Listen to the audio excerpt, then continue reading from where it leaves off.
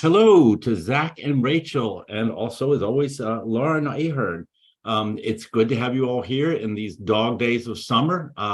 You want to just say hello to everybody? Zach. Hi, everyone. Glad to be with you today. Zach Cribbs, manager of ASN's Congressional Affairs portfolio. And I am Rachel Meyer, ASN Strategic Policy Advisor to the Executive Vice President, who focuses on transplant policy. And as always, Lauren Ahern.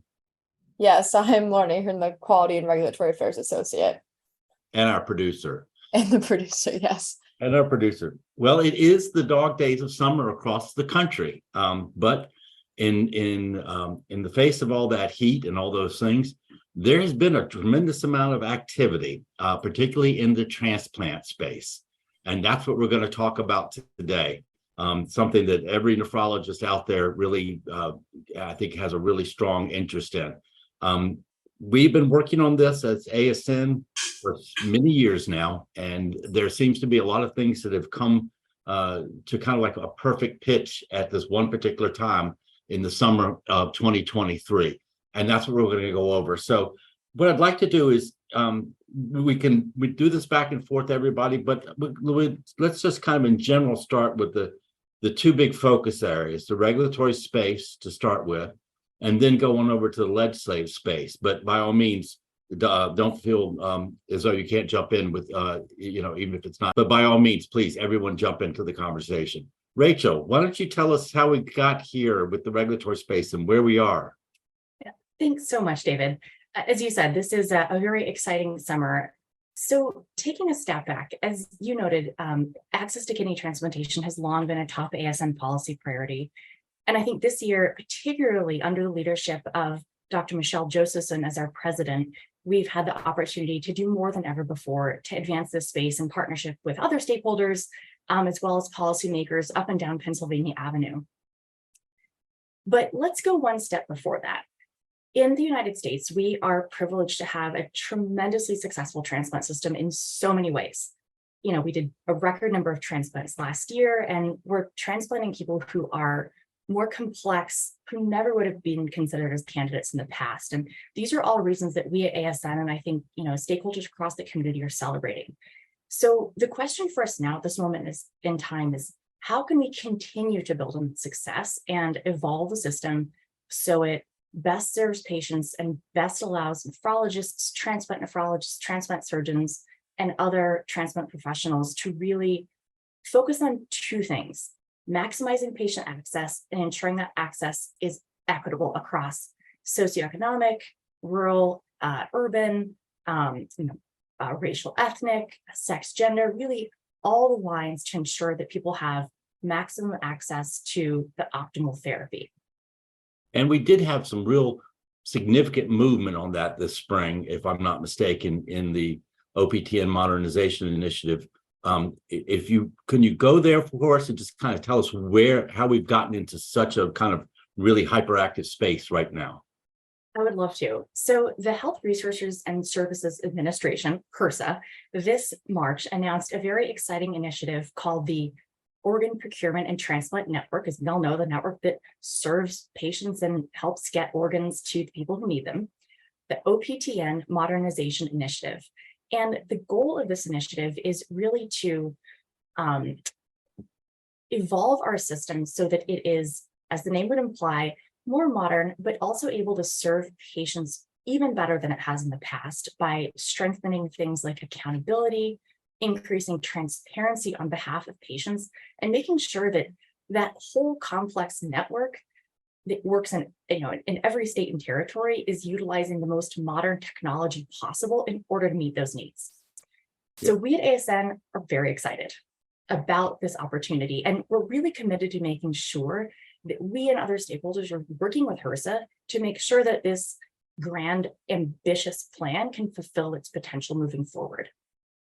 And we're going to go over to Capitol Hill in a few minutes, but for the moment, though, this is a really fantastic news. But how did we get here? I mean, this just didn't even come out of nowhere, did it?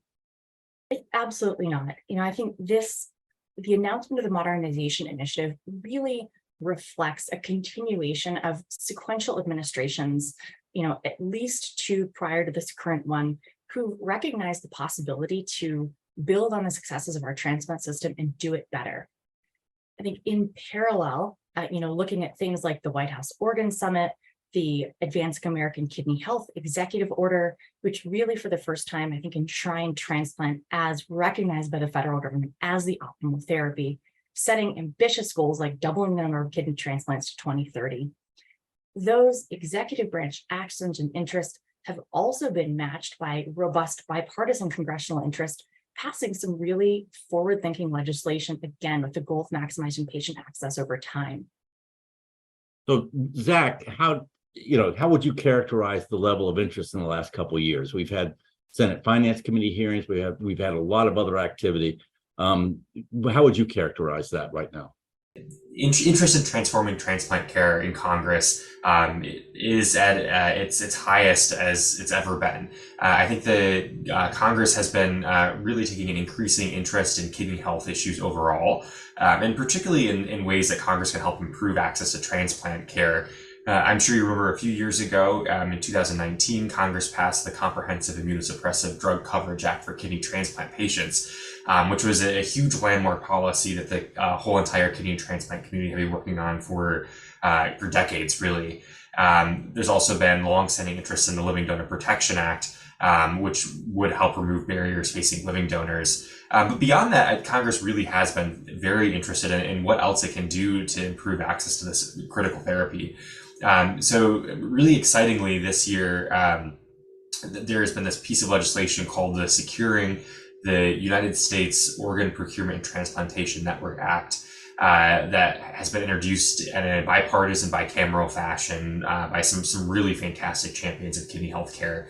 And this legislation has seen really rapid uptake in both the House and the Senate. In fact, very recently, the House passed Securing the U.S. OPTN Act, which is just incredible news and really a record pace for legislation, at least in the kidney health community.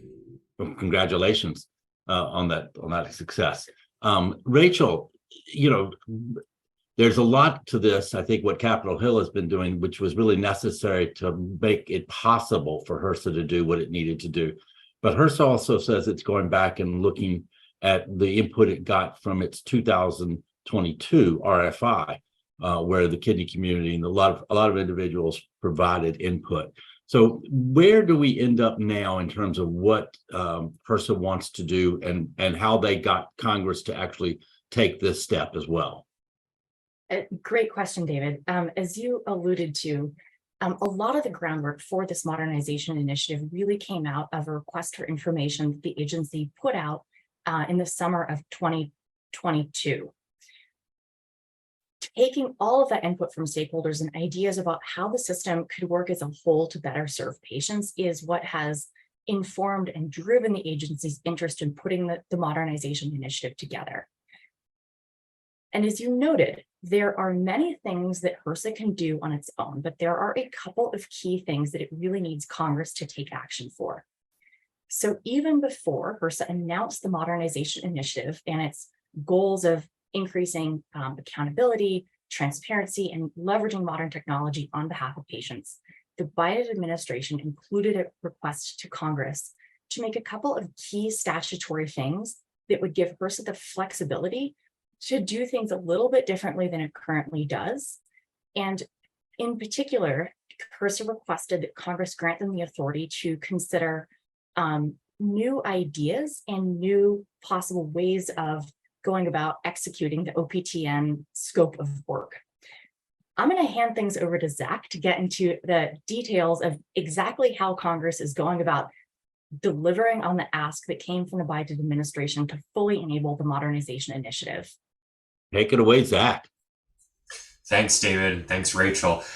I think the first thing to note really is to underscore how much this legislation, the Securing the U.S. OPTN Act, is a whole of government effort. I mentioned earlier that this legislation is truly bipartisan and also bicameral, meaning we have bills in both the Senate and the House that are, and leaders in both chambers that are working on this. But as Rachel noted a second ago, this is also very much of interest to this administration and actually to administrations in past years as well too. So the root of this legislation is that it's seeking to improve the accountability and increase competition in the OPTN, the Organ Procurement and Transplantation Network. The bill achieves this really through three main provisions. Number one, it creates a new definition of who the government is allowed to consider to contract with for the management of the organ procurement and transplantation network. Currently, the government's essentially only locked into a very limited scope of who they're able to consider. And so both congressional leaders and the Senate, and the administration recognize that this definition needs to be a little bit more flexible to allow new ideas to come into this space. So just expand the landscape for who can actually bid for these contracts. Exactly. And then your next one, you were going to do the second one? Second is also a pretty technical change, but I think will be pretty important. The legislation allows HRSA, again, the Health Resources and Services Agency, to consider offering multiple types of agreements to help manage the OPTN. So currently, in statute, they're only allowed to create a single contract. But this doesn't really make sense when you think about it. OPTN has a lot of responsibilities that are very diverse from each other. And it's, I think, pretty unreasonable to expect any single contractor to be experts in all of these areas. So to make sure that we are serving patients as optimally as possible in the transplant space, the government wants to be able to consider making multiple awards, be it through contracts or partnerships or other types of agreements with the best-in-class providers out there. Again, all of this is with the aim of making sure patients get this best-in-class service. Well, we're going to get over to that in a minute. That HRSA just on something it just did recently. But before we get there, I think you've got one more main provision, I think, of the legislation, don't you?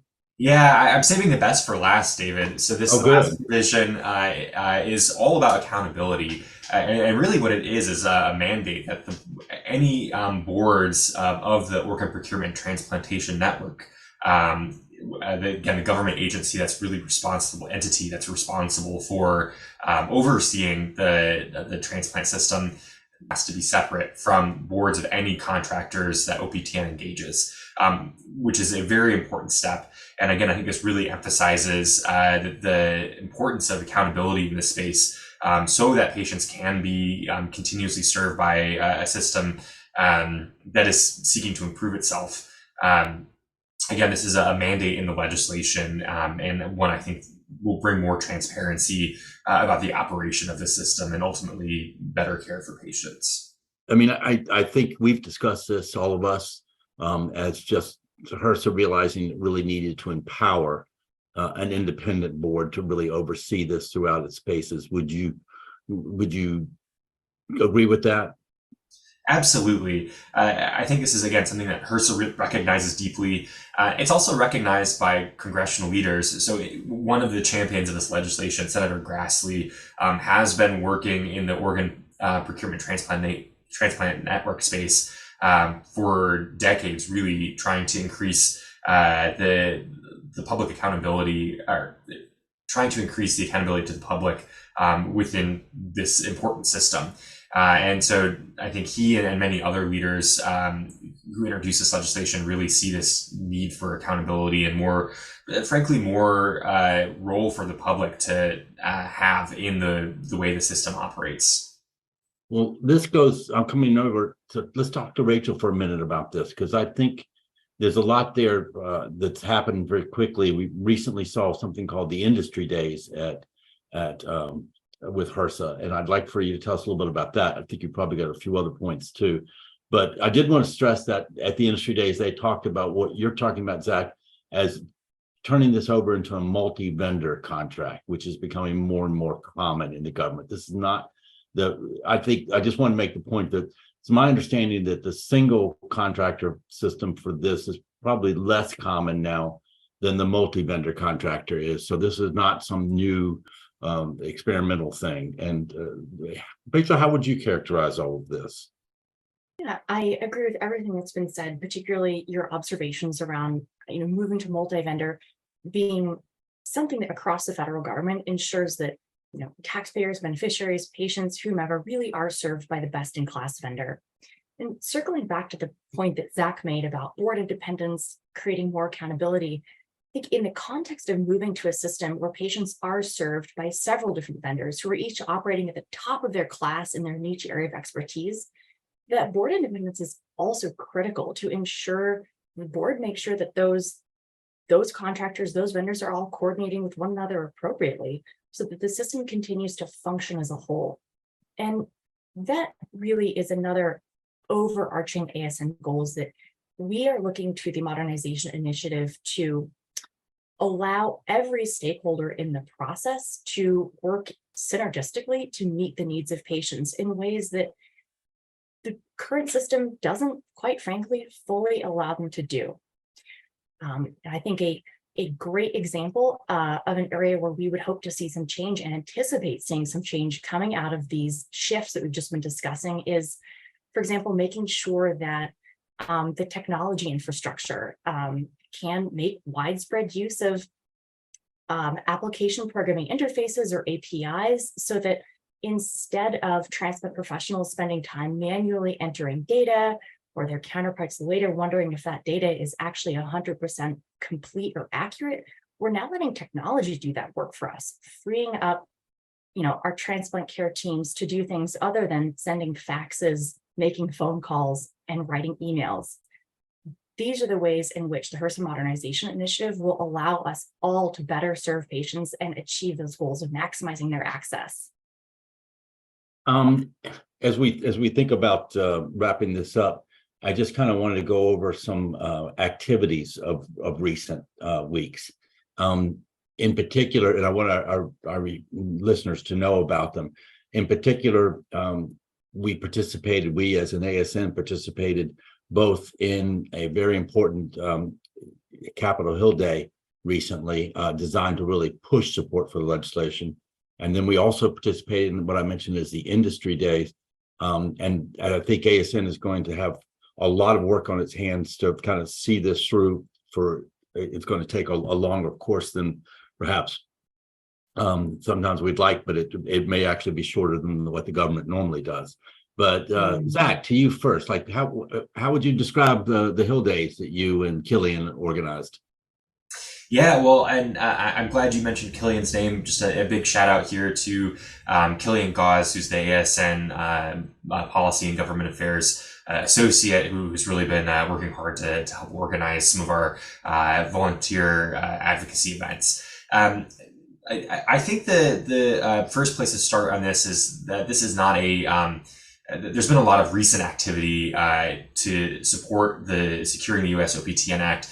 But this is not the first conversations that we've had on the Hill about transplant policy and the importance of maximizing access to transplant care. I think this has been a long-standing pillar of ASN's advocacy, and we've been privileged to have several years of conversations with congressional leaders about why maximizing transplant care is important. When the Securing the U.S. OPTN Act first became a discussion point, this was something that we really jumped at the chance to advocate for because it's so clearly aligned with ASN's priorities in the space, and really, if enacted, will open up a huge range of possibilities for the future of transplant care. So this has been an active legislative priority for ASN this year, the Securing the U.S. OPTN Act. Most recently, we conducted a member fly-in or Hill Day in mid-July, where members of the ASN Policy and Advocacy Committee, members of the ASN Quality Committee, and members of a transplant work group that has also been stood up this past year, went to Capitol Hill, met with their congressional leaders, and also met with some other key committee leadership, and expressed their support for passing this important legislation. It was really neat, the timing of this, because we had a Hill Day. The day after, there was a Senate Finance Committee hearing that touched on many of the same issues. Later that week, we had this industry day that you were just speaking about with Rachel. And just a week after, then we had the fast passage of the House version of the Securing the U.S. OPTN Act. So I think it's pretty rare for people who are familiar with Capitol Hill to be able to see the fruits of your labor come so quickly. And the fact that this happened in such a fast order over these past few weeks really is quite remarkable, and something I'm glad to have been a part of. Well, it really has been kind of an amazing period. Rachel, how would you like to characterize the industry day and where we kind of are with HRSA now? Yeah, thanks so much, David. During the HRSA Industry Day, HRSA was chiefly laying out its initial vision for how it's going to operationalize this new contracting structure that you've heard Zach and me talk about. And one of the key messages that they had to the wide array of stakeholders, patient organizations, health professional organizations, current contractors, potential future contractors, just a whole array of stakeholders, is that HRSA is really looking for our input. They know they can't stick the landing on this alone, and they want to hear from everyone. And I think that includes our listeners. How do you want to see our transplant system better serve patients? What are the changes that would make a difference in your practice that you would like to see the federal government working towards? So we at ASN are going to be collaborating closely with HRSA to share our vision, and I hope that our listeners will as well. One additional key point that we really emphasized leading up to the industry day, during the industry day, and we will continue to emphasize moving forward, is our keen interest in one of the 5 pillars, and that is around data transparency, particularly data transparency for patients. As I think many of our listeners know, people who die on the kidney wait list have received on a median of 16 offers that are declined. And often those offers are declined without their knowledge.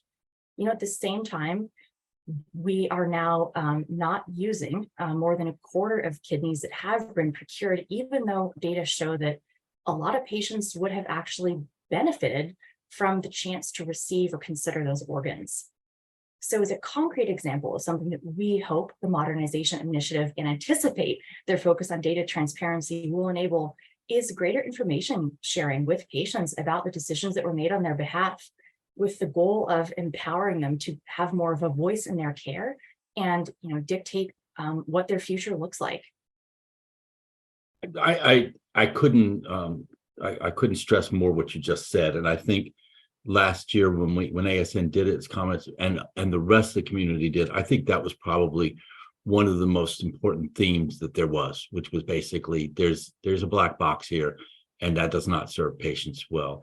I do want to go to our producer here and see, Lauren, you've been instrumental in all of this as well in the last couple of weeks. Do you have anything to add? Yeah, thanks, David. I had the opportunity to actually personally attend the Hill meetings last week as well.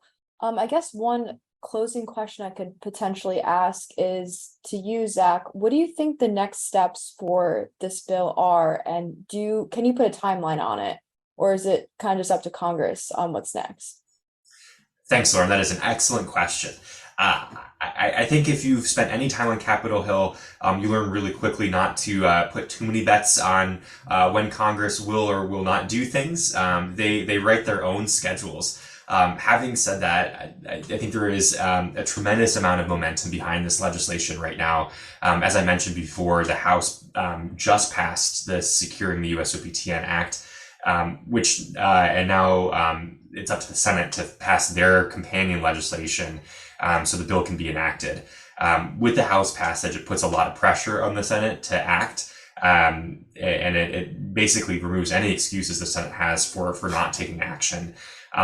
So I think that's a very encouraging development. Having said that, there is a lot of legislation on the Senate's plate and in Congress's purview right now, including a lot of basic just funding the government types of legislation.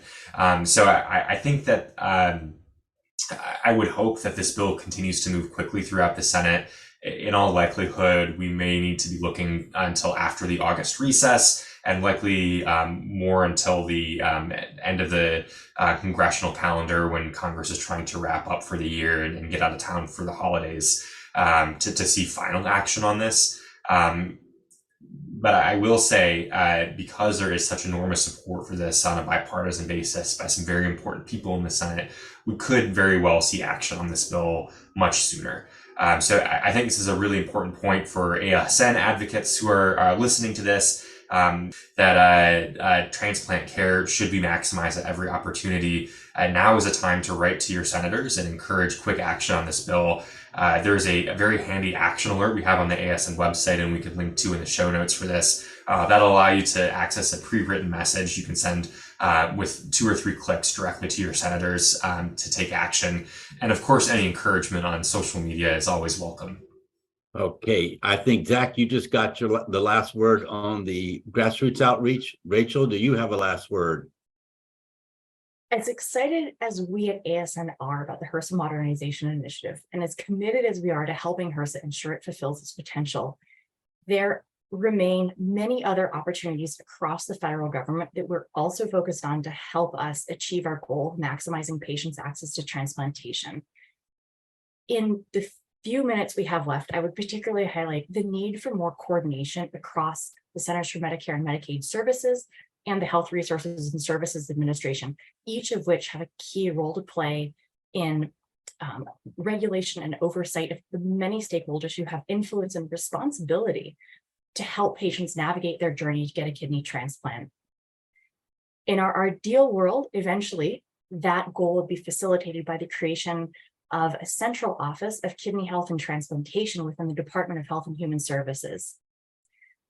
But for the coming weeks and months, we're going to be focused on helping HRSA stick the landing on the Modernization Initiative, continuing to engage with our colleagues, the Centers for Medicare and Medicaid Services, and as you just heard Zach say, be relentless in our advocacy for these changes on Capitol Hill. Well, thank you both. I am feeling very good that our listeners will have enjoyed this, and I hope they will have enjoyed this, and that we will be able to bring more information as the year goes on about the success of this. So thank you, Zach. Thank you, Rachel. Thank you, Lauren. Thank you for all the members of ASN staff who helped with all of these efforts, and also ASN leadership and their commitment as well. So have a good day. Thanks, everyone. Thanks, everyone.